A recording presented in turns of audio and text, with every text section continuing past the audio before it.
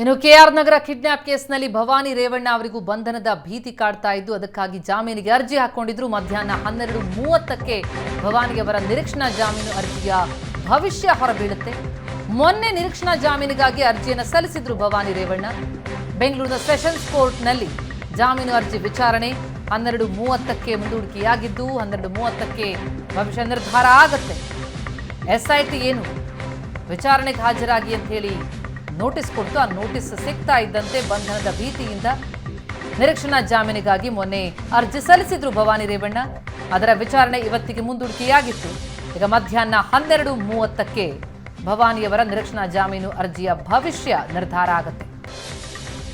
ಯಾವ ಕಿಡ್ನಾಪ್ ಪ್ರಕರಣದಲ್ಲಿ H D Revanna jail ಪಾಲಾಗಿ ಬೇಲ್ ಮೇಲೆ ಹೊರಬಂದಿದ್ದಾರೋ ಅದೇ ಪ್ರಕರಣಕ್ಕೆ ಸಂಬಂಧಪಟ್ಟಂತೆ ವಿಚಾರಣೆ ಎದುರಿಸೋದಕ್ಕೆ ಎಸ್ಐಟಿಯಿಂದ ಭವಾನಿಯವರಿಗೆ ನೋಟಿಸ್ ಹೋಗ್ತಾ ಇದ್ದಂತೆ ಈ ಜಾಮೀನಿಗೆ ಅರ್ಜಿ ಹಾಕೊಂಡಿದ್ರು ಭವಾನಿ.